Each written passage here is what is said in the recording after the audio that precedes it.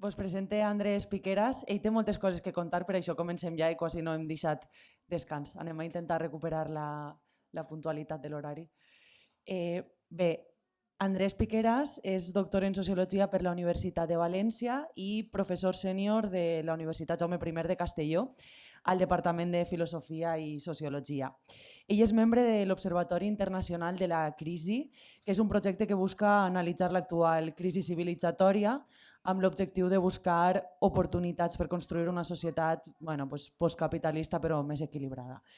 Andrés va llegir la seva tesi fa aquest any, crec, 30 anys. Va ser premiada pel Ministeri de Cultura i des d'aquell moment s'ha dedicat a estudiar el decurs històric del capitalisme i la permanent reestructuració de les lluites de classe.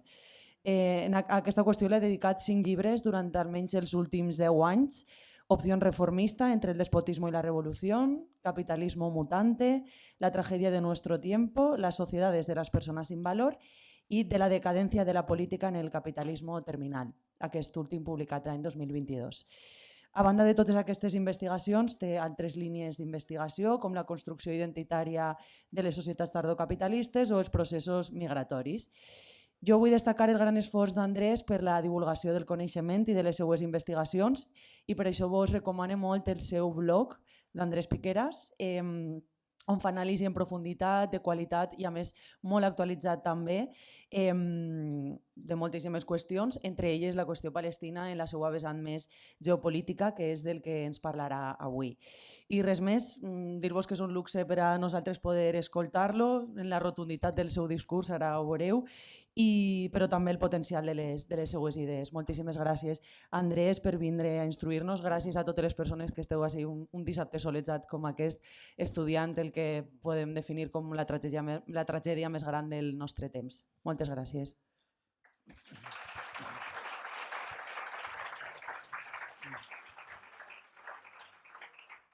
Moltes gràcies, Carme, per la invitació, el BDS, l'oportunitat de poder debatir amb vosaltres, com ha dit ella, probablement la tragèdia major que tenim en aquests moments a la humanitat i probablement un punt i a part, a partir d'això, la humanitat entra en una nova fase, no? I probablement en una fase de barbàrie.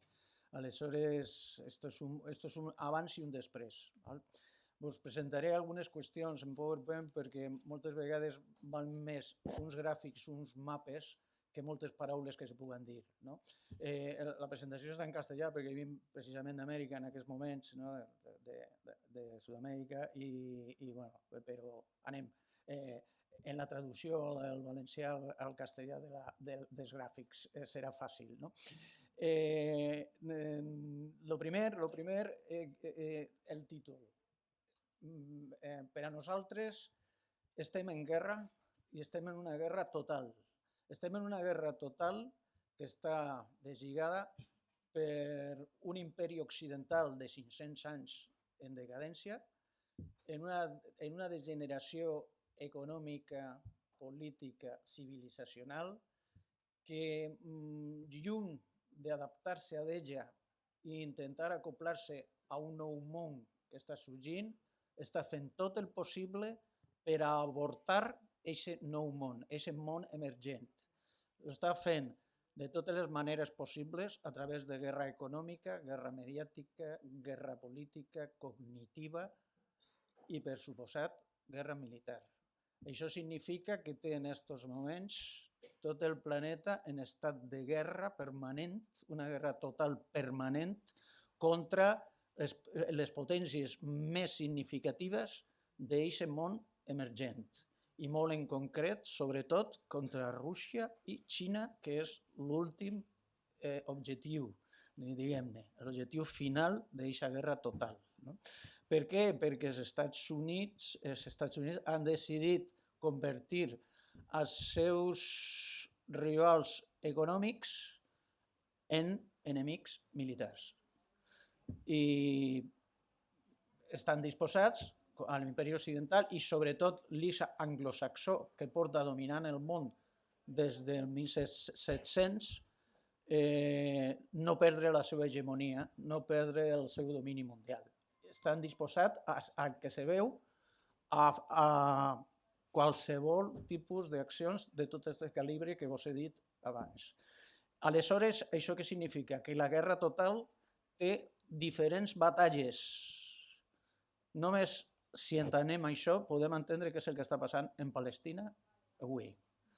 Bé, anem aleshores ràpidament perquè el temps és un poquet limitat i mirem primer algunes de les raons, molt ràpidament, perquè no és per una sessió d'economia, però algunes de les raons d'aquesta decadència de l'imperi occidental i sobretot de la seva potència hegemònica.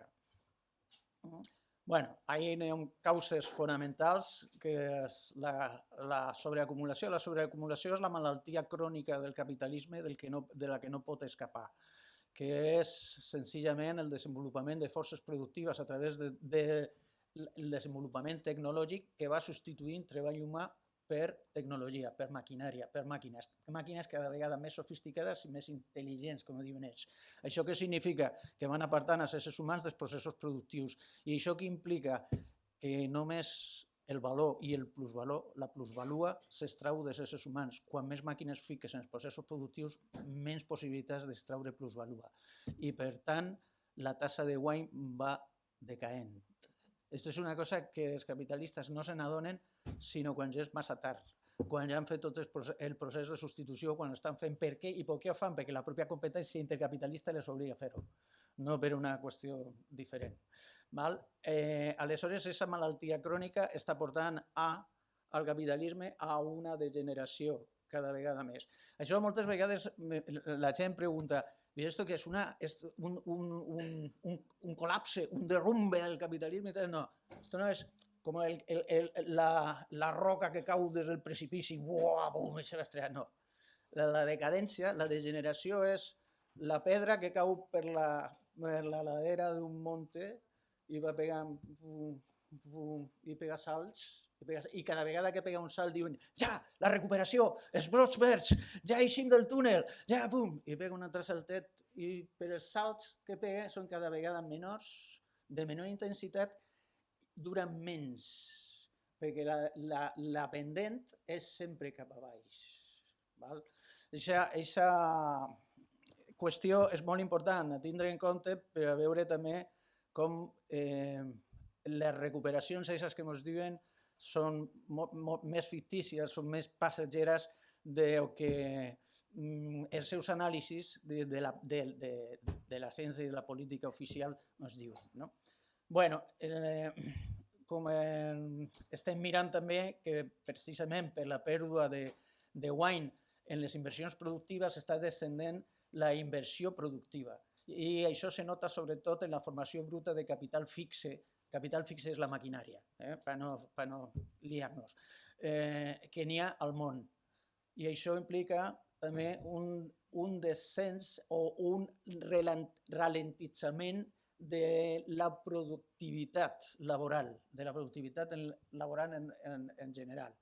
I, per tant, també, a on se van els diners que no s'inverteixen productivament? A l'especulació financera, òbviament, a la borsa, a la ruleta, al casino. La borsa és el gran casino mundial en el que es juga, se juguen els capitans uns a altres. L'únic problema que n'hi ha és que estan jugant també els nostres diners i no ho sabem. Quan nosaltres deixem els diners en el banc, aquest diner no se queda ahí. Quan tu ho fas, el banc hace clac, clac, clac, hace una operació, hòstia, m'han ficat 1.000 euros, 1.000 euros apostats ahí, 1.000 euros ficats allí, a aquest paquet d'accions, a aquest paquet d'apostes de no sé què, a l'altre, allà. I moltes vegades, quan tu arribes, després d'uns mesos, no t'importa quan te diuen mira, de cada 1.000 euros que vostè ha deixat, nosaltres li anem a tornar 1.500. Perquè un interès, ese és l'interès que me dona. I d'on salen esos 5? Què passa? Que el dinero se rega i brota? D'on salen esos 5? No lo preguntem i no ens importa mentre ens donen més. El que ens importa és quan arribes i diuen hòstia, els 1.000 euros que he deixat, què passa? Dice, mira, és que no le podem tornar més que 700 o 500 o 400. I això per què? No, és que, mire, és que us hem perdut.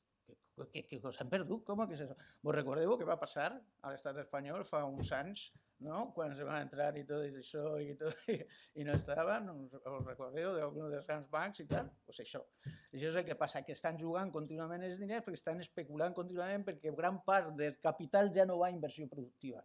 Val? Bueno, aquestes coses passen. I això va de la mà també d'un sobreendeutament generalitzat.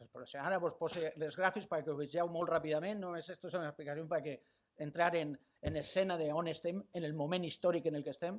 No? Ahí està com cau la tassa de wine, no? Des de l'edat d'or del capitalisme, a meitat del segle XX.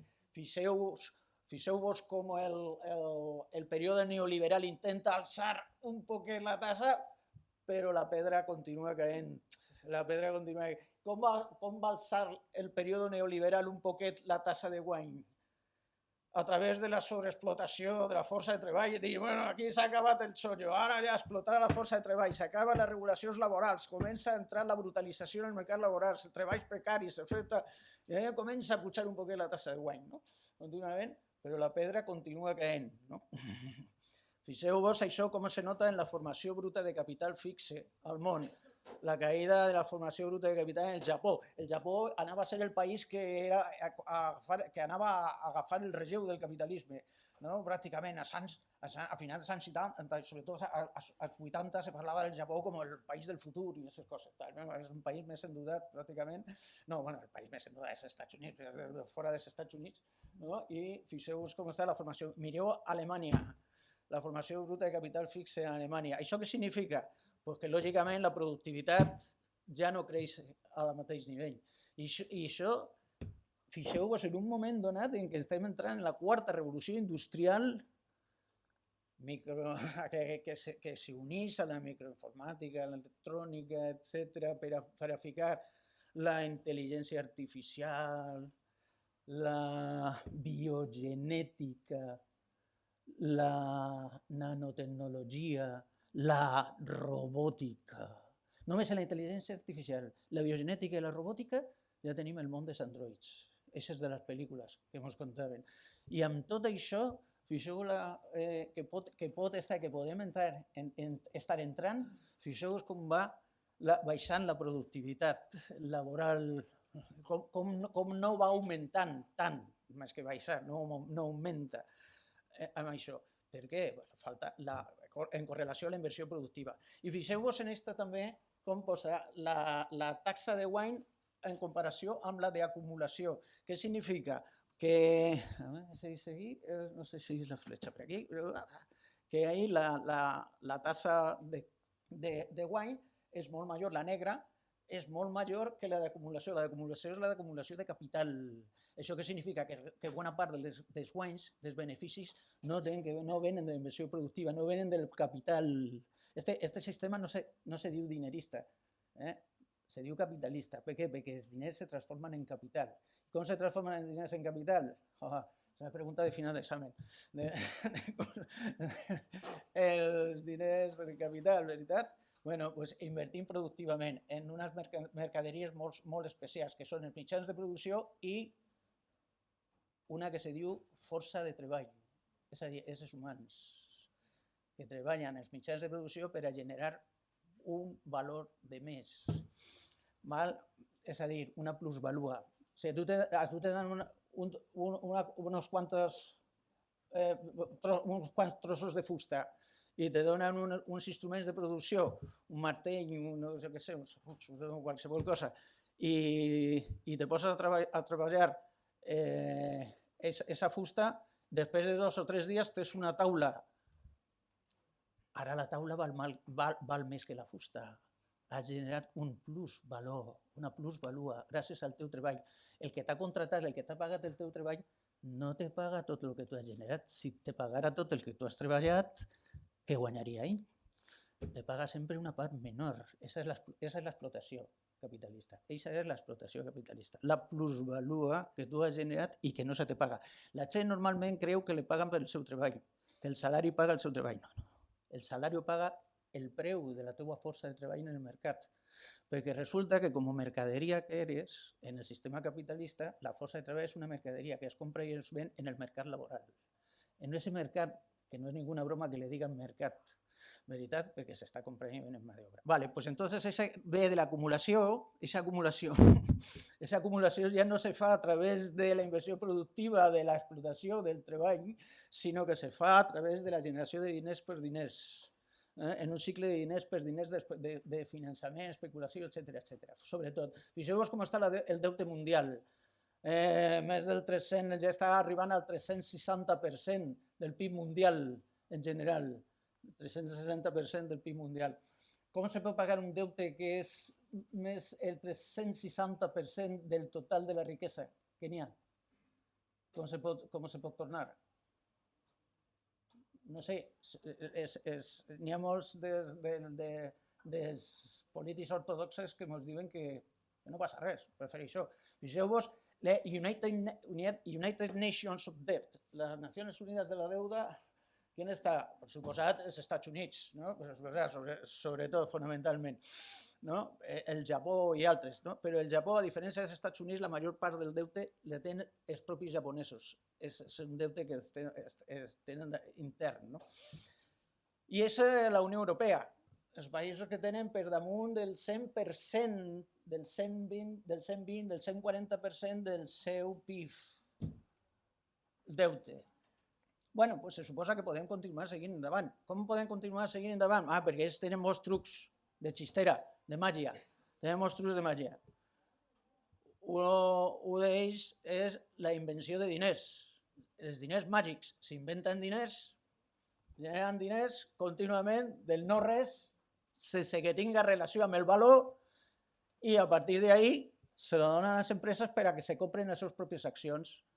I no només les seves pròpies accions, que parega que les empreses van bé, sinó que cotitzen més en alça perquè com s'han comprat i estan bé, cotitzen en la borsa i se compren més les pròpies empreses. Però a més, aquestes empreses compren riquesa real en els diners ficticis. Bueno, els Estats Units se troben en una situació molt delicada perquè tenen un desequilibris interns catastròfics. El deute públic el 2021 era quasi 25 bilions. El PIB espanyol està en 1,5 bilió, més o menys, 400.000 i mig. Lo dic per a que se calcule com a referència. 25 bilions de deute públic. De dèficit fiscal, 3 bilions. El deute total, gairebé 70 bilions. El PIB mundial està entre 104, 106, per ahí. És a dir, a poquet, tota la riquesa conjunt de la riquesa mundial té de deute als Estats Units. Normalment, com qualsevol que hagi mirat els telediaris i a més ho sap, està contínuament a punt de fallida, de default, de no pagar. I contínuament ens diuen, ostres, el Senat no pagarà als funcionaris. Esta vegada se quedan sense funcionaris. Els tenen que tirar, continuem això. Però sempre en última hora arriben a un acord. I quin acord és el que arriben? Inventar-se més diners. Tomar-se més diners. Per què pot fer els Estats Units això? Bueno, això és el deute de sogars. Per què pot fer tot això, Estats Units això? Perquè té la moneda de canvi internacional, la moneda d'atessorament i d'intercanvi internacional, i és la que crea el que té la maquinita de fer els xurros, de fer papers, i fa papers i tal, i sembra el món de papers que no tenen valor. Sí, tenen un valor. Què valor tenen? Quan algú ha intentat cobrar el deute dels Estats Units, pràcticament el deute dels Estats Units és el del conjunt del planeta sencer. O sigui, tota la resta del planeta té més o menys el mateix deute que els Estats Units, però als Estats Units ningú le cobra. Per què?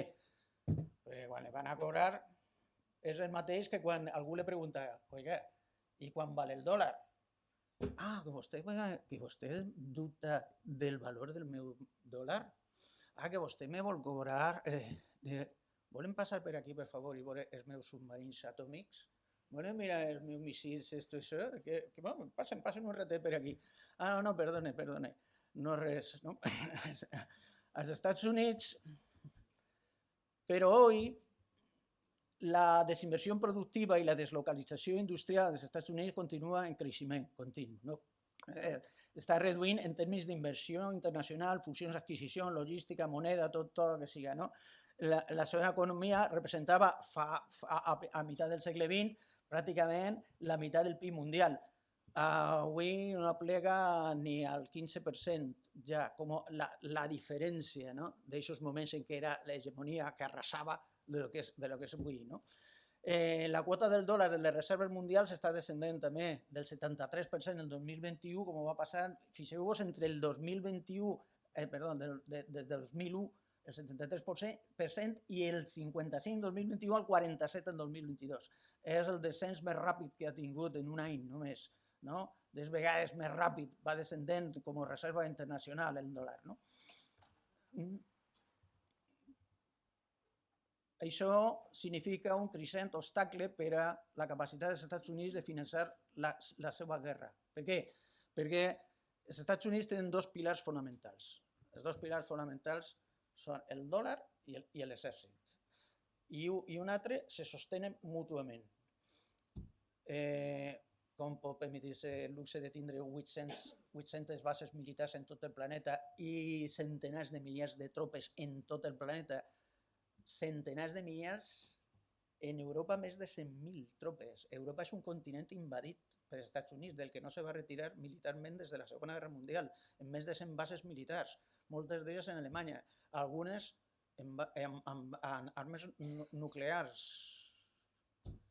No se pot permetre tot això. Òbviament, moltes vegades els propis països que tenen les bases se les costellen, però ells tenen que tirar a un costat també. D'aquest dòlar, d'aquests paperets que van sembrant per el món. Però què passa? Que el dòlar se manté per el punt militar, el poder militar, però el poder militar se manté per el dòlar.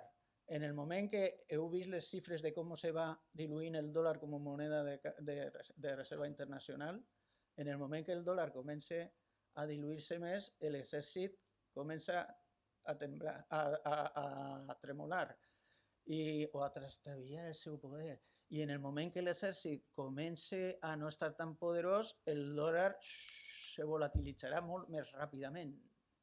Als Estats Units li queda un altre poder, un altre pilar que fa que esto siga més difícil encara que caiguen al mateix temps dos.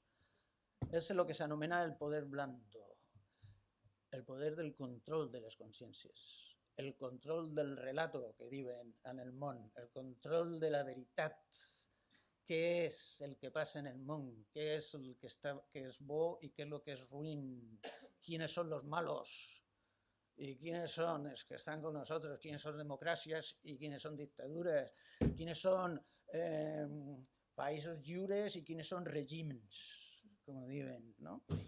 Etcètera. Tot això ho conten ells. Tot el que veiem, tot el que sentim al cap del dia, pràcticament ve dels mateixos focus emissors del planeta. Les grans transnacionals que controlen el 80%, nord-americanes sobretot, i també de l'imperi occidental en general, que controlen el 80% de tot el que rebem al dia. Més els nostres telediaris, la nostra ràdio, contínuament, les versions que ens donen. Per això ens estan contant el que ens conten de Gaza. Continuen parlant-nos de guerra. Contínuament els nostres mitjans ens parlen de guerra. ¿No? I coses com aquestes, ¿no? Bueno, pues ese poder blando, ese poder del control de les consciències, del control de la pel·lícula, de la història sencera, continuen tenint-los. És molt difícil de desafiar. I per tant també el que ens conten que l'economia va bé, que el dòlar, que no passa res, que els Estats Units està progressant, que sí, que hi havia una xicoteta crisi, però ja així m'està donant rodatge i que ara creixerem més i que per a 2025 i per a 2026 la Unió Europea tirarà endavant i contínuament, i que estem molt contents perquè venen cada vegada més turistes i cada vegada n'hi ha més crucers, creuers per aquí, per allà i totes aquestes coses. Ah, però no plou, què importa, 40 graus en desembre, no importa, que no tenim aigua, tonteries, no? No, contínuament així, no? Bueno, entonces, què significa? Que els conflictes geopolítics, cada vegada els conflictes geopolítics se resolven més a través de la guerra davant la decadència i s'intensifica la competència entre les potències històricament imperialistes i els nous centres d'emergència en el món, emergents, no? Emergents en el món. Imperi occidental, OTAN fonamentalment versus Euràsia. I per què dic això? Perquè és una qüestió bàsica impedir la consolidació política, econòmica i energètica d'Euràsia. Per a l'X anglosaxó, des de fa almenys 2 segles i mig, l'objectiu fonamental ha sigut impedir que Euràsia sigui un subjecte polític, sigui un subjecte polític connectat política i energèticament. I si cal fer la guerra, com van fer els anglesos, no? O que siga, i deslligar totes les claus catastròfiques de guerra econòmica, militar, política, que siga, en 2 segles continus estan fent. El que els anglesos anomenaven la guerra de la balena contra l'elefant. La balena eren ells, l'elefant, qui va ser? El que està en el centre del món. Esto es l'estratega, el que està reputat com ser l'estratega modern, el britànic Harold Mackinder, ja va dir a començaments, bueno, a finals del segle XIX, però sobretot a començaments del segle XX, el seu llibre sobre la geoestratègia mundial, geoestratègia i geografia, que el món té una illa, la illa del centre del món, que és Euràsia, lògicament, on estan tots els recursos, tota la riquesa, tota la població. Encara en la primera revolució industrial, 1 de cada 2 persones en el món eren asiàtiques. Perquè he de dir-vos una cosa, Europa no és un continent, sent dir-vos això. Europa és un apèndix que le penja d'Àsia ahí, que no tenim recursos de res, no tenim energia de res, no tenim de res, tenim que furtar-la, com ho hem fet sempre colonialment, l'energia i la riquesa del resto del planeta. Nosaltres teníem, per a la primera revolució industrial sí teníem energia, perquè l'energia era el carbó, era la que teníem, però quan va empezar ja la segona, la tercera, el petroli i tot això, ja els europeus pobres. Reconèixer-se pobres és dur, perquè podem mantenir el ritme de vida que mantenim, gràcies a tot el que ve de fora, i quan algú diu que ese petroli és per mi, que no, que ja no l'exporte més. Com? Mira, exèrcits, la guerra, estos que són dictadors. Sí, hòstia, és un dictador, hay que acabar con él. Venga, ràpidament. Però els altres són també dictadors. No, però això me venen petroli. Això no passa res. Són les passes paperets estes que fabrique, les passes paperets que fabrique i ja està. No passa res. I a més les mantenc ahí, les dono suport, tot el suport que puc. Entonces, eso es fundamental. Com deia Mackinder, la illa del centre del món, el heartland, el cor del món, hem d'una o altra manera, el que domine l'est d'Europa dominarà la illa del centre del món. Qui domine la illa del centre del món dominarà el món. I això és una estratègia que els anglosaxons es va arrelar al fons del seu cap i la van portar 2 segles dient, passe el que passe, Euràsia no pot constituir-se com a tal. Això és bàsic per entendre per què avui ens han tallat la relació amb Rússia, per què ens han tallat l'afluència d'energia de Rússia, per a tallar aquesta possibilitat de formar Euràsia. I Speakman, és un deixeble de Mackinder, va parlar dels anells que tenien que fer-se al voltant, el Rimland, els anells que tenien que fer-se de protecció al voltant de Rússia per a aïllar a Rússia i que no poguessi formar. Per què? Perquè Rússia és el fulcro d'Euràsia. És la peça que encaixa sense Rússia. Rússia és el país més gran, és el país més gran del món, té 12 usos horaris.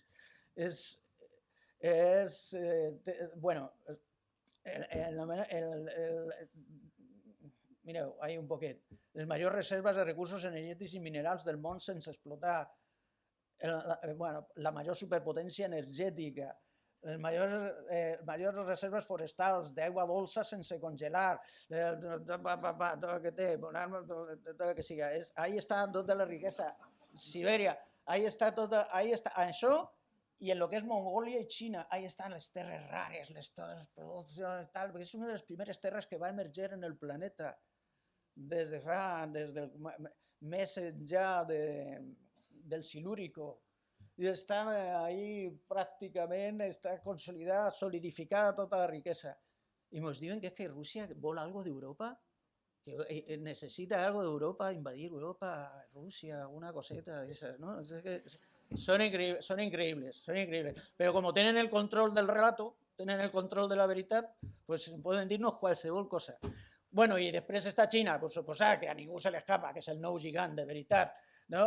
Totes les coses que ha fet Xina en les dues últimes dècades. L'Organització de Cooperació de Xangai, els BRICS, el Banc de Desenvolupament, la Ruta de la Seda, el Banc Asiàtic d'Inversions, Infraestructures, el RCEP, l'Organització de Cooperació de Xangai, fixeu-vos els països que estan ahí, només el 44% de la població mundial, res més. El RCEP és el major tractat de lliure comerç que n'hi ha en el planeta.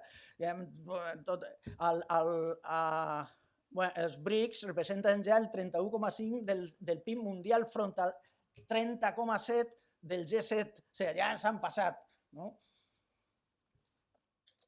Quan fa poc estava al revés, no?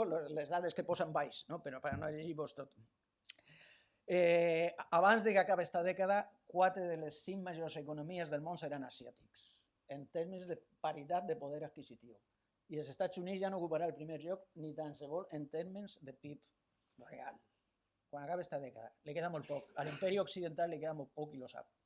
Per això està accelerant els temps de destrucció. Fixeu-vos, perquè ara ja entrem al meollo del que passa, no? Del que estem vivint. Aquestes són algunes de les circunvalacions de la ruta de la seda.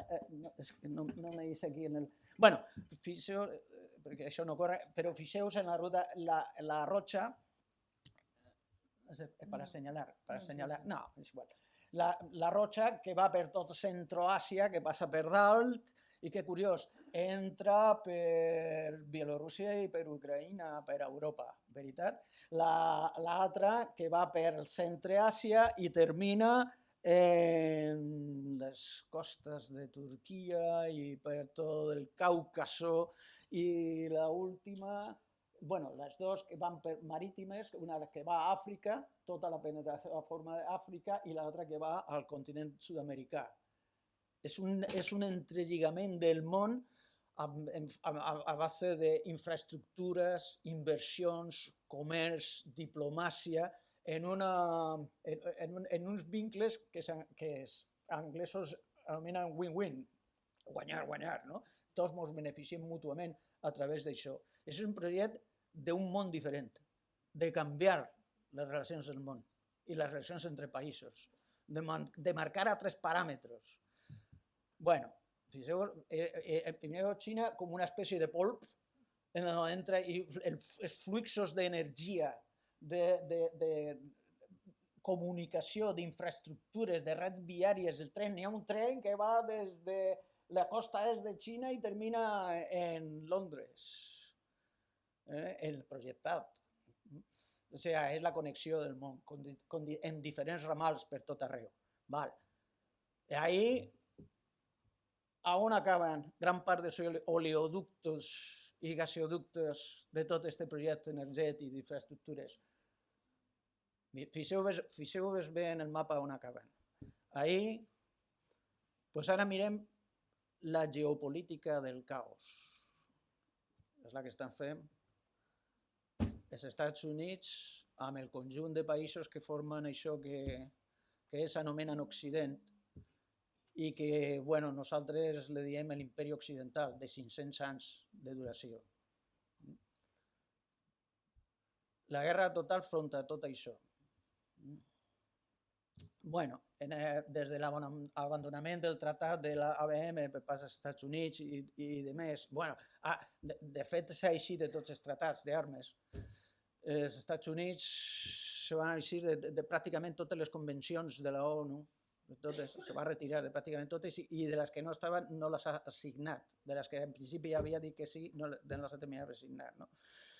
I està rodejant de bases militars en Alaska, Europa de l'Est, Japó, Corea del Sud, per tot arreu, per tot el planeta. Bueno, això és una representació gràfica, simbòlica de l'assetjament a les potències emergents en tot el planeta. Vosaltres vos imagineu que un sol país del món tingués una sola base al costat dels Estats Units, no sé, ahí en la frontera mexicana o canadenca, o no sé, en el Carib per ahí, no? Us podeu imaginar que algú tingués una cosa així? Bueno, pues no, pues fixeu, són ells els que ens amenacen. Heu vist això, perquè passa molt per les xarxes socials, per WhatsApp i Telegram i aquestes coses que passen. Hay que ver com ens amenacen Xina i Rússia. Han posat el seu territori al mig de les nostres bases militars. Com és possible que hagin fet això? No? És increïble. El Cáucaso, un altre nucli de desestabilització, de batalla de la guerra total, del que molt prompte sentirem parlar també dramàticament. Bueno, això són com la OTAN s'ha anat expandint cap a Rússia, cap a les mateixes portes de Rússia, violant tots els principis i els tractats de la Carta de París, per exemple, quan Rússia, quan ja la Unió Soviètica ja feta a Rússia, va eixir d'Alemanya, de l'est, amb la condició de que la OTAN no se moverà ni un mil·límetre cap a l'est. No se preocupe, senyor, no. La reunificació d'Alemanya se permetís, tot això, però immediatament comença a expandir-se per l'est, perquè Rússia en 2004 va demanar l'entrada en la OTAN i en la Unió Europea. Els anglosaxons les van dir, de seguida, sí, vas a entrar aquí con nosotros, como que no sabemos que sois los malos. Claro, sou l'elefant, però si sou la gent amb la que volem acabar, com vas a entrar-nos a dir, per què volen acabar en ells? Si ja eren amics, ja no eren comunistes malvados. Per què volen acabar? Perquè tenen totes les riqueses, perquè són la peça, el monstre en la illa del centre del món que impedeix això, i per això els plans dels anglosaxons són tallar Rússia en pedaçets, tots els que puguin. Ja la van desmembrar, la caiguda de la Unió Soviètica la van llevar tot el que van poder, però encara volen més, tenien projectes, no? Brzezinski tenia hasta 4 parts en Rússia, però n'hi ha altres posteriors que podien ser 10 parts per ahí. Bueno, ahí va hasta el cop d'estat de l'Euromaidan d'Ucraïna, que van posar enfront a cossos nazis, d'exèrcit nazi i demés, governant gran part del país. I això és el que els nord-americans anomenen la iniciativa dels 3 mars, el Bàltic, l'Adriàtic i el Negre, com una nova cortina de ferro en Europa, parant a Rússia ahir, aquesta cortina de ferro, i tot això està ficat d'armes, cada vegada de base. Ara en Romania estan construint la base més gran dels Estats Units, més gran que la d'Alemanya, que la n'hi ha en Alemanya, la més gran que n'hi ha fins ara. A les portes de Rússia, torna a repetir. I si Rússia estiguera fent això, només un quilòmetre de base, esta base tindrà 40 quilòmetres, un quilòmetre de base allí, molt a prop dels Estats Units, què passaria? La guerra dels missils, recordeu la crisi dels missils, no? En Cuba, bueno, ho recordeu, per almenys d'haver-ho sentit en la història, no? Bueno, aquí som molt joves encara. Aquestes són algunes de les bases i de les tropes militars dels Estats Units i Europa. I aquest és l'anell com està rodejant a Xina con el projecte de l'AUKUS per a ficar submarins nuclears en Austràlia i en altres països al voltant de Xina, plenament rodejada de bases militars. moltes d'elles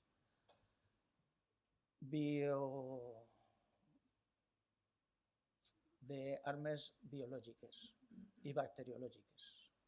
Després, a millor comencen a passar coses rares en noves pandèmies, no? Quan es diuen això. Bueno, tornem a la ruta de la seda, perquè a continuació, mirem, què pot fer una potència en decadència quan Xina, que ja és la primera potència mundial en termes de paritat de poder adquisitiu i en termes de saldo neto, ja és la primera potència econòmica mundial, què pot fer quan, a més, estan aliades fortament Xina i Rússia i no pots enfrontar-te a elles directament? No pots partir-te la cara més directament. Què pots fer? Sabotejar. Dedicar-te a sabotejar el que ells intenten fer.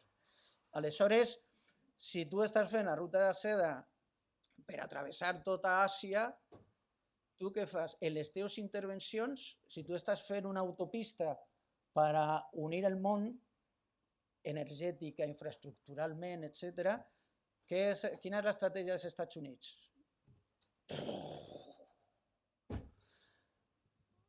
Fer socavons en l'autopista. Socavons en l'autopista. Afganistan. Socavons en l'autopista. Iraq. Atenció, quan els Estats Units intervé ahí, no queda més que destrucció, barbàrie. Ja no li interessa als països ara dominar el territori per dir, ara me sento jo aquí que ja soc el dominador, soc el conquistador i ara jo governo el país i mando aquí. No. Que no quede res. Barbàrie, senyors de la guerra, tots matant-se entre tots. Que no pugui haver ningú poder central que siga capaç d'unir-se al món emergent, a l'autopista. Fer destrucció, per això lo de l'estratègia del caos. Yemen.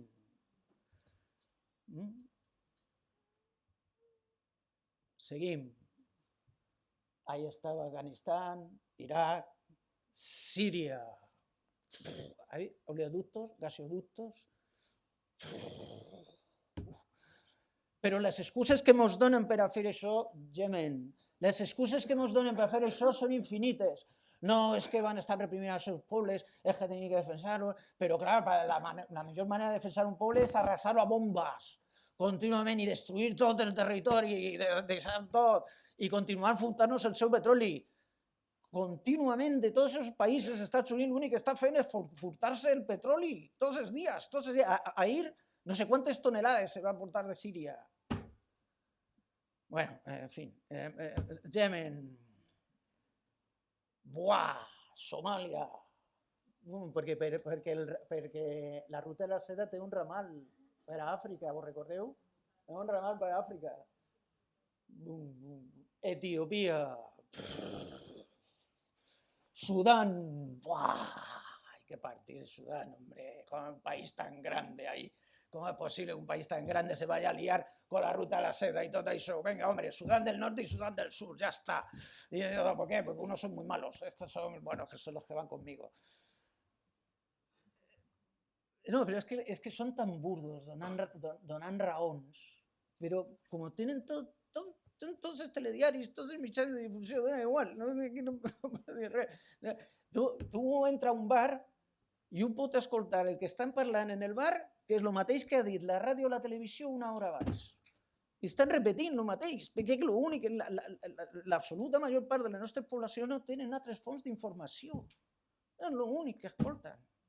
I no poden tindre accés a les dades d'estratègia, de geopolítica, de geoeconomia mundial, de geoecologia mundial. Faltava un país al nord d'Àfrica, faltava el país clau del nord d'Àfrica, que servia d'estabilització de tota la zona, el país que tenia un índice de desenvolupament humà, segons la ONU, similar al d'alguns països europeus com Portugal o Irlanda, el país que havia abogat per una Unió Africana i una moneda única africana i deixar d'exportar el seu petroli en dòlars, en paperets que no valen. Havia que eliminar-lo. I ahí sigue l'exèrcit espanyol, l'aviació espanyola, mandada per un general que després se va presentar per un suposat partit d'esquerres, van atacar, van destrossar Líbia, destrossada. Què n'hi ha en Líbia ara? Barbàrie, senyors de la guerra matant-se entre si, uns apoyats per un i uns apoyats per altres. Se venen esclaus en les places de Trípoli, no sé si ho sabeu, però se venen esclaus en les places públiques de Trípoli i de les principals ciutats. Molts dels immigrants que ixen els paters venen i parlen d'això, i com han sigut maltratats, com han sigut esclavitzats. Per què ara ixen tots això i se tiren en barces, en rodes de camió, en lo que siga? S'han destrossat tot i després diuen que Europa no pot acceptar tants immigrants, és que per Europa com és possible que hi hagi tants immigrants? Tot destrossat, tot arruïnat, tot el que servia, que estava entrelligat, estava en prosperitat, un dels països més pròsperos d'Àfrica, destrossat, aniquilat. Com hem defensat a la seva població, quina meravella, avui estan perfecte. Fixeu les inversions de Xina, perquè esto me lo diu tot. Les inversions de Xina en els últims anys, des del 2005, en Àfrica, per a on passen, com han anat augmentant. I ara fixeu-vos a on estan. Senyors, esto n'hi ha que dir. A on estan els ISIS, a on estan els Al-Qaedas, a on estan tot això? Al-Qaeda en el Magreb, Boko Haram, el Ejército de Resistencia del Señor, Al-Assad, on estan les inversions xineses, on estan en tot el Sahel. Algú ha vist alguna vegada algú d'ells atacar a Israel? Algú d'ells ha atacat als Estats Units? Algú d'ells què són? El sisè, el tercer o el quart exèrcit del món? Però és que ens prenen per imbècils. O sigui, que una organització envaïssa 6 països, això que és la tercera potència del món. Què és això? No, senyors, són paramilitars, són cossos d'exèrcit, són cossos d'exèrcit irregular, que els fiquen on volen per a destruir països, per a carregar-se el que siga, i per a dir després que estan... que és que no sé quin governant està reprimint el seu poble, o no sé què. Fonamentalment per això. Però falta un país al mig d'Àsia. Falta un país per destruir en l'autopista. El país més gros per a destruir. Iran. Falta destruir ese socavón, fer ese forat en l'autopista. És el país que està més rodejat de bases a pròxim a ell, en proximitat, perquè Xina i Rússia tenen més bases, però no tan pròximes, no tan pegades com Iran. Aquestes bases no estan ahí per a prendre el sol, les tropes nord-americanes, i moltes d'aquestes són també bacteriològiques. Tornem a això, però després quan parlen, s'ha escapat alguna cosa, les proves que s'estan fent ja s'ha denunciat en els laboratoris ucranians i que ara s'han portat al Sahel. Proves que estan fent bacteriològiques al respecte, i fins i tot en les migracions de saus d'un lloc a un altre s'estan parlant de tot. Bueno, pues ese país falta per destruir. I les excuses poden ser moltíssimes, clar, és un país islàmic, hosti, què tal, malíssim i tal. Aràbia Saudí, no, en Aràbia Saudí s'està bé, no, ahir les dones tenen llibertat de tot, i no passa res, tal, aquestes coses, no. I els Emirats Àrabs tampoc, ahir anem a fer campionats de futbol, no passa res. Estos sí son islamistas. En fin, el control del relato, el control de la pel·lícula. Aquí ens conta la pel·lícula. Fixeu-vos, són les grans potències en la zona, que estan jugant-se a equilibris de poder, perquè, atenció, en la ruta de la seda, en els BRICS, Aràbia Saudita i Emirats Àrabs acaben d'entrar, i per tant l'equilibri de forces comença a ser diferent ja en la regió. I per què acaben d'entrar? Doncs, home, els saudites i els emiratis Poden ser tots cabrons que siguen, però ningú governant és imbècil. Totes les bóvedes que tenen de tresor ahí en els seus subterranis, que estan ahí de l'or que tenen i de tot, estan plenes de paperets verds dels Estats Units, d'esos dolaritos, d'esos paperets que tenen. I els governants saben perfectament que aquests paperets no valen res. Us recordeu quan Aràbia Saudita va voler comprar un port en la costa est dels Estats Units? Els Estats Units van dir, mira, tu ens vas a comprar amb els nostres diners que te paguem pel petroli sabent que aquests diners no valen res. Som imbècils. Dir, hombre, venga, me vas a comprar tu con papers que no valen res. Ells saben perfectament que aquests papers no valen res. I és més, quan els Estats Units vulga, baixa la moneda i s'inventa una altra moneda, igual que valdrà la dècima part d'esta i amb tot el deute i tot el que tenien acumulat, els altres no valdrà res. Alguns parlen ja de que podria inventar-se, igual que l'euro, l'Amèrico. Jo què sé, això són especulacions, però que ho pot fer en qualsevol moment, si li convé, òbviament, podria fer-ho, no? Aleshores, comencen a ficar-se en la ruta de la seda. En la ruta de la seda estan de tota manera perquè passen per ahí, en els BRICS, amb la qual l'equilibri de forces comença a canviar, no?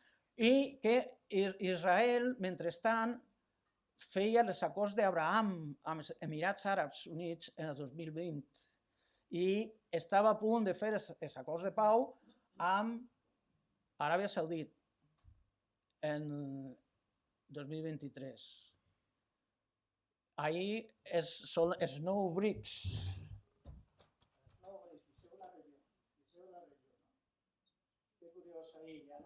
L'equilibri de forces comença a canviar.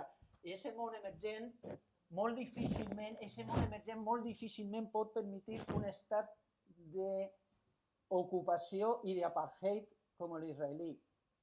Sap que té els dies comptats per a poder seguir exercint un estat d'apartheid i d'ocupació. Els Estats Units intenten reequilibrar això a través del corredor del Middle East Economic Corridor, que le llaman IMEC, que ve de la India i passa tota la part occidental d'Àsia, Jordània i on acaba? A les costes de Palestina. A les costes de Palestina. Que curiós. Al sud de la franja de Gaza. Al sud de la franja de Gaza, justet. Aleshores, per a Israel poder formar part d'això, entrant per Aràbia Saudita, tot això, té que netejar la zona de problemes. Per entrar en aquest corredor que els Estats Units intenten fer com a contrarrestant de la ruta de la seda, és l'únic projecte que té econòmic, purament econòmic, que no siga de destrucció, que no siga de barbàrie, que no siga de caos, és ese. Òbviament no l'han dotat de res, només és un projecte, però no n'hi ha pasta. Està ahí, en ciernes. Però de tota manera, per si cas, tu tens que començar a netejar la zona, a que n'hi hagi estabilitat en la zona. I això significa, per a Israel significa claríssim, netejar de palestins la qüestió. En aquest mapa que teníem tots aquests socavons, totes aquestes explosions, ahí ens faltava això. Palestina. Ens faltava això per a terminar de completar la destrucció dels lligams que estava establint el nou món emergent. I això què implica? Implica que n'hi ha un projecte claríssim. I això, se pot interpretar de moltes maneres, però nosaltres pensem que aquí el projecte és molt clar. Exterminar el poble palestí. No n'hi ha un altre. Exterminar el poble palestí. Exterminar-lo físicament i aquells que sobrevisquen que estiguin fora del seu propi territori. Aquest és el projecte. Aquest és el projecte i no altre. Ningú, ni un sol dels líders d'això que es anomenen Occident o la comunitat internacional, que també moltes vegades diuen Occident per comunitat internacional, mourà un sol dit per frenar això. Volen dir, sí, com ho m'entén? No, els dos estats, no sé quantes coses. Vosaltres penseu que ara van a atacar han dit no ataques Iran, a canvi te deixen mans lliures per entrar en Rafah, per a fer la invasió ja de lo que queda de Palestina. Fer la invasió ja total. Vosaltres penseu com pot estar d'aquí a 6 mesos la situació en Palestina? No se pot imaginar.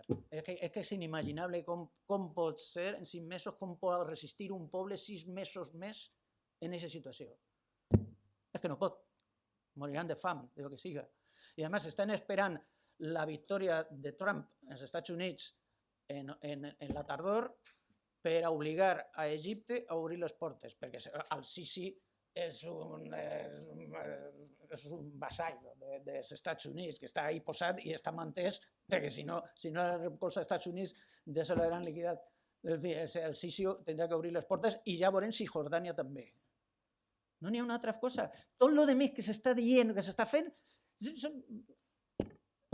no té sentit. El projecte és ese, exterminar el poble palestí. Les poblacions europees que de veritat tinguen preocupació per això deurien estar tots els dies contínuament en el carrer, contínuament sense parar en el carrer i dient ja als governants, mire, això no juguem ja, això ja no juguem, no en el nostre nom. La humanitat se degrada, la humanitat cau en un pou de barbàrie i d'indignitat. Tots ens fem indignes d'aguantar això aquí.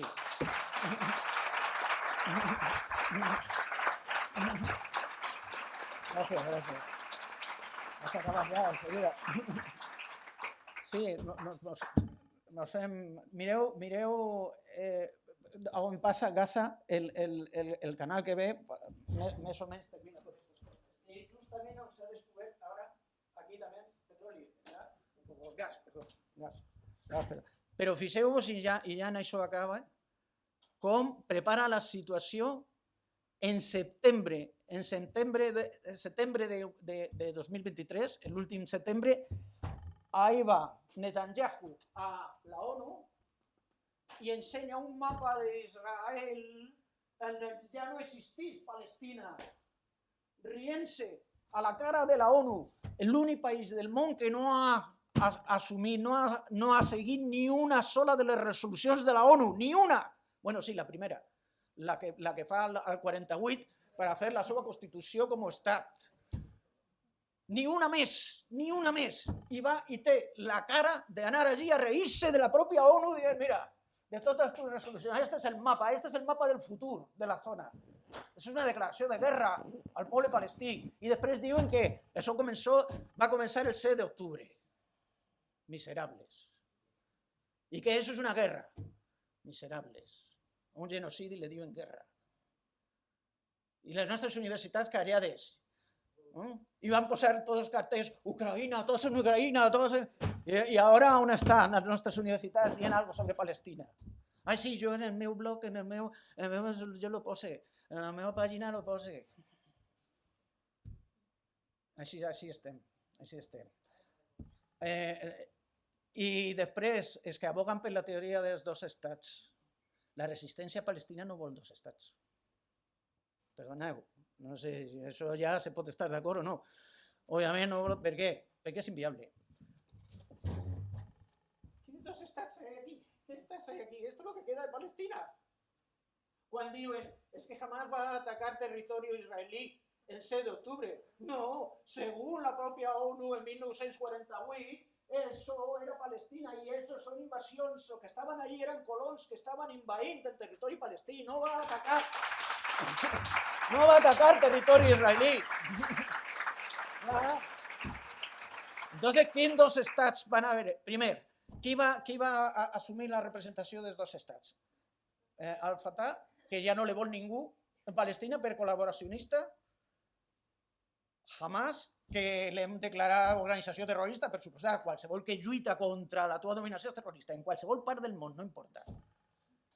Qui va assumir la representació? Al-Fatah no li vol ningú allí, i probablement, si alguns poguessin, se los carregarien. I en quines condicions? En quines condicions n'hi ha un estat? És com, què és el que vol la resistència palestina fonamentalment? Un sol estat en el que puguen conviure persones de totes les religions i fins i tot els ateus també que tinguem dret a estar allí. No? Tranquil·lament, i ja està, però per això n'hi ha una condició necessària, bàsica, que no hi hagi sionistes al front d'un estat del país, que no hi hagi sionistes, perquè a algú se li ocorreria aquí, a l'estat espanyol, a la península ibèrica, dir, home, anem a fer dos estats, un és feixista i és supremacista, i diu que tu eres una merda i que t'anem a aixecar en quant podem, i l'altre soc jo, que tinc dos trossers de terra posats aquí, rodejats de murs i de tot. Ui, que dos estats més bonics estem fent, no? Això només val per a continuar apoyant passivament la matança i l'exterminació del poble palestí. Senzillament. I aquest és el projecte, exterminar al poble palestí. Hem de deixar-ho claríssim, per favor, i hem de cantar-lo en tots els puestos que puguem. Algú té alguna alternativa a aquest extermini? Algú creu que s'està fent alguna cosa per evitar aquest extermini? Que m'ho diga, per favor, perquè si s'està fent alguna cosa per això, jo m'apuntaré de seguida a apoyar-lo. Val, jo ja lo deixaria ahí, sí, perquè ja me passe, si no, per a poder parlar un poquet. Gràcies per la paciència.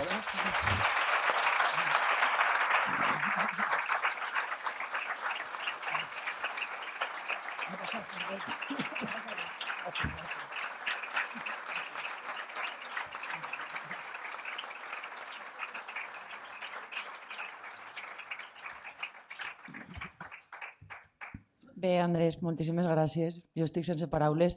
No sé si vosaltres en teniu preguntes, dubtes, aprofitant que encara ens queden 15 minuts per a poder... Per ahí n'hi ha una mà.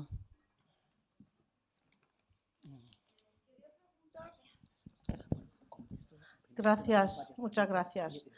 Paso a la pregunta. Quería preguntar sobre todo en Europa, si podrías un poco elaborar más los países de Europa, si son solo bajo influencia de Estados Unidos o dependen de ella o tienen sus propios intereses en toda esa historia, porque no me queda claro, que lo estoy mirando ya pensando mucho tiempo, no está muy claro. Y hacer un comentario que jamás se ha declarado partido terrorista, pero la izquierda palestina se ha declarado por el occidente y por Israel terroristas ya hace muchos años. Y hay que recordar que están ahí todos, pero delegitimados totalmente, toda la izquierda palestina. Anem a fer alguna pregunta més, si voleu, unim vàries.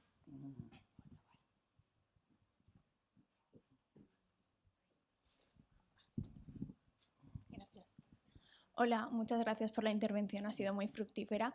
Y yo tengo una pregunta y es una duda. En verano del 2023 se ha hablado muchísimo del intento de Marruecos en la adhesión con el BRICS. Sin embargo, en septiembre ocurrió un terremoto con más de 3.000 víctimas y me gustaría saber si todo el intento de eso fue una farsa para un poquito hacernos olvidarnos de su entrada en el BRICS. Era eso. ¿Alguna pregunta? Sí. Hola, buen día. Muchas gracias por la presentación. Yo quería plantearle, si fuera posible, abrir un poquito sobre el lugar de América Latina y especialmente toda la experimentación política con el caso de Milei, que se está llevando a cabo, y qué lugar tiene en la dimensión global, porque además creo que especialmente el caso de Argentina puede tener una atracción potente para el resto de América Latina. Gracias.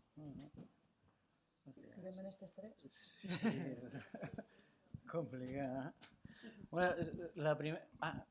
¿algú més? No. La primera és una de les coses que tots pensàvem, no? Quins són els interessos de la classe dominant europea, de la classe capitalista europea? Per què la classe capitalista europea s'està rebanant el com? Per què? Perquè heu vist com van les xifres en Alemanya, no? Claro, perquè Alemanya se basava fonamentalment en l'energia barata que venia de Rússia. Una vegada que els Estats Units vola l'Stream 2 i aborda l'Stream 1 i obliga als europeus a fer boicot a tota l'energia russa, Però això sí, ells ens envien vaixells sencers de fracking 10 vegades més cars i no sé quantes vegades més danyint ecològicament, no? Clar, per fer tot aquest recorregut. Aleshores, si us he preguntat com és possible que la classe capitalista europea se suïcide? Perquè heu mirat el que està passant, no? Les claus econòmiques, la destrossa de serveis socials, etc. Perquè ens diuen que no hi ha pressupostos i una bona part d'això van a pressupostos de guerra. Ja sabeu que no para d'augmentar els pressupostos de guerra. No? Bueno, pues ahí les raons poden estar. La vinculació financera d'economia fictícia i real als Estats Units, cada vegada més part de l'economia europea està lligada a això i per tant se senten units a això. Un altre perquè, d'això no hem parlat, això seria per donar una xerrada de 2 hores seguides sobre lo que anomenem el poder o la xarxa sionista mundial. El poder sionista mundial és d'una profunditat, d'una extensió en el planeta, d'una foscor que dona por, quan comences a entrar en aquest túnel, en aquest món, dona por arribar allà. El poder sionista mundial, l'absoluta major part de sionistes al món no són jueus. Són cristians protestants dels Estats Units, l'absoluta major part. I tenen el control de les grans transnacionals i les grans fons d'inversió de tot. Les famílies més poderoses del planeta, el Rothschild, Rockefeller, els altres, els Morgan, tots estan ahí. I ells han posat algú dels noms, algú dels homes en la política europea, estan posats ahí, per exemple, Macron, per la Rothschild directament. És a dir, aquesta vinculació entre els líders europeus i el gran poder sionista mundial al mateix temps vinculat directament a l'Ix anglosaxó, perquè Gran Bretanya no se sent Europa, Gran Bretanya se destornilla cada vegada que veu com en Europa se demole tot. I això per una banda. I per altra, l'ocupació militar. L'ocupació militar. Si tu te tenen ocupat militarment en centenars de milers de tropes i de bases militars i demés, què vas a dir? Els Estats Units tenen ocupada Europa. Aleshores és molt difícil rebel·lar-se contra els mandatos dels Estats Units. I especialment ocupada Alemanya. Especialment ocupada Alemanya. Clar. Per això, clar, si la locomotora europea se suïcida i ja comença a ralentitzar-se, heu vist el que ha crescut el seu PIB, no? Els últims temps, i com va, no? I les xifres que van en economia cada vegada pitjors, més preocupants, i les qüestions laborals en Alemanya, com se deterioren. Bueno, això seria per entrar ja en una altra xerrada i tal. Aleshores, però van les coses. És a dir, que els líders europeus estem patint en Europa un procés que en Amèrica ens diuen de la puertorriquización de Europa. La puertorriquización de Europa, señores. Somos una colonia sumisa dels Estats Units. En armament, en tot, aquí tenim bases militars dels Estats Units, tenim a Gibraltar en submarins nuclears, probablement, etc. És a dir, estem sumisos, ahí som una colònia. I alguns també, moltes vegades també els propis mexicans, moltes vegades te recordan, home, antes se decía que nosotros éramos el patio trasero, pero el patio trasero de verdad sois vosotros, ahora mismo, ¿no? Pues es eso, es lo que nos están convirtiendo en una colonieta sense soberanía ninguna. I ens ordenen qualsevol cosa i tal. Per cert, el Marroc és la principal base militar dels Estats Units en Àfrica i n'hi ha que apoyar-la. Per què? Perquè estan preparant un frente sud de guerra. El frente sud de guerra és el Sahel. Tot això que ara quan s'alcen els militars allí i estan tirant a les tropes franceses, alemanyes, sobretot, però ara Níger ha dit també que els nord-americans també se'n ballen. Y eso no lo van a consentir. Y ahí tienen a sus paramilitares, el Saab del Señor, Al-Qaeda de no sé què, els noms que vulguin, per a fer guerra de destrucció, guerra sucia, la guerra bruta esa que estan contínuament fent per a desequilibrar països. No? I què passa en el front sud? Pues que Espanya és la que se porta totes les tortes en la cara. El regne d'Espanya, el glorioso regne d'Espanya, és l'únic país del món que és europeu o africà. I que moltes vegades a la gent se l'oblida. És que diu, d'Àfrica que ens separen 14 quilòmetres de l'estret. No. D'Àfrica ens separa una valla. Ens separa una valla. Nosaltres estem en Àfrica. Som un país europeu-africà. I això què vol dir? Que el front sud de la OTAN mos cau. Ucraïna mos queda molt junt, no? Sembla, no? Però ese, bum, totes les tortes ahí. Entonces, què passa? Que ara n'hi ha que recolzar a Marroc estratègicament per lo que mos ve ahí i tal. Què significa això? Que no hem de reconèixer la sobirania del poble saharaui? Vinga, el poble saharaui, que som... Vinga, el poble saharaui, què importa? Així tot, que no tenim sobirania. No som un estat soberà. Dona igual. Qui esté ahí al front, ahí, no som un estat soberà.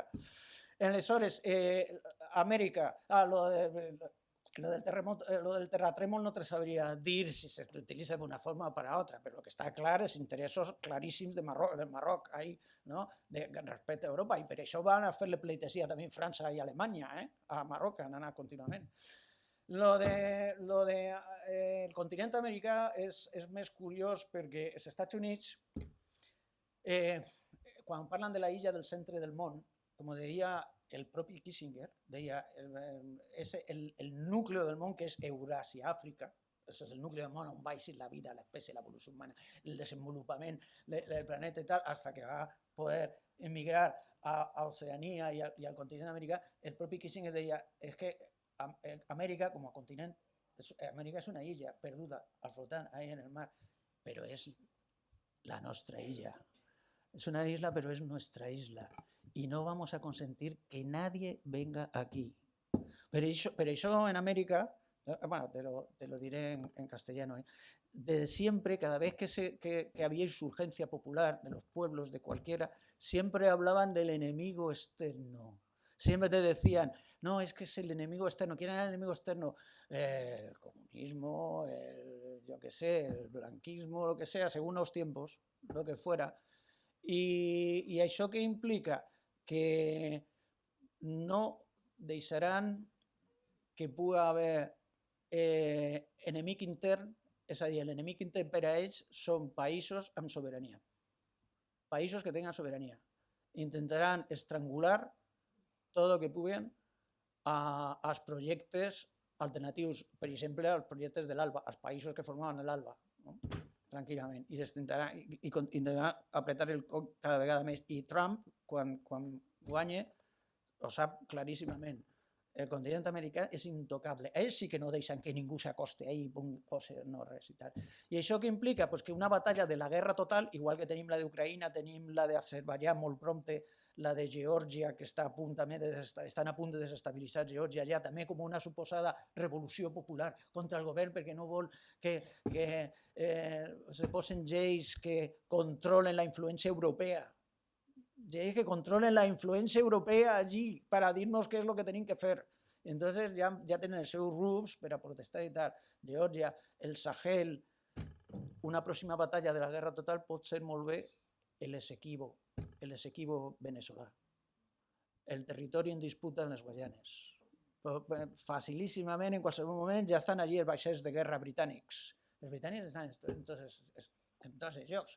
Sembla mentida que porten més d'un segle sense ser la primera potència hegemònica i encara arrosseguen 2 segles de continuar desestabilitzant el món. Pakistan i la Índia, Palestina, els Malvines, tots els països d'Àfrica estan ficats, el propi Sudan, en tots els puestos. En fi, que són un dechado de virtudes com a potència, no? I, bueno, en l'Essequibo estan en els vaixells de guerra, també, i molt possiblement voldran això. Aleshores, això què implica? Que la població americana en el seu conjunt, és que els estadounidensos se diuen a si mateixos americans. A mi és una cosa que sempre m'indigna, no? És com si aquí els alemans se digueren europeus i la resta no són europeus. I diuen, els altres són llatinos, els americans som nosaltres. No? Llatinoamericans és un concepte colonial, per suposat, perquè un aymara, un quechua, no sé, no crec que se diguen llatins, no? En general. Però això ho va ficar França, lo de llatino, per a evitar que fora només Iberoamérica. Y va a decir, no, nosotros también, venga, latinos. Todos, ya te digo, todos los indígenas de América son muy latinos, ¿no? Entonces, aleshores, lo que han de fer es unir-se tot el que puguen contra l'agressió que ja està, però que vindrà més forta en Amèrica contra tot projecte de sobirania, d'autonomia. Diguem-ne només de pensar en autonomia, ja no pensem en grans transformacions socials, sinó de dir, oiga, que este es un país soberà, a mi no me mande todo lo que tengo que hacer. Ja només això significa que van a per tu, i van en tot, aniran amb tot. I el que estan fent mentrestant, guerra econòmica, estrangular a Venezuela lo que poden, estrangular a Nicaragua lo que poden, estrangular a Cuba lo que poden, i quan no, te fiquen als seus homes marioneta, Milei, el Bukele, el Noboa, tots els payasos estos que fan lo que demana els Estats Units, però en barbàrie social, en matances socials, etc. O colps d'estat com el de Perú, colps d'estat com el de Perú, que te posen encarcelen al president i damunt t'envien tropes militars nord-americanes. Perú està també amb tropes militars nord-americanes. Això, en definitiva, que Amèrica se convertís cada vegada més en un camp de batalla intern per als Estats Units, per a netejar de quinta columna la illa, dins de la guerra total que tenen planejada en el món. Esa és la perspectiva estratègica que n'hi ha. Per això n'hi ha que estar molt units i molt sabedors que n'hi ha que lluitar molt en aquests moments també. No sé si queda alguna cosa més, ja és l'hora. Superpuntuals i 29.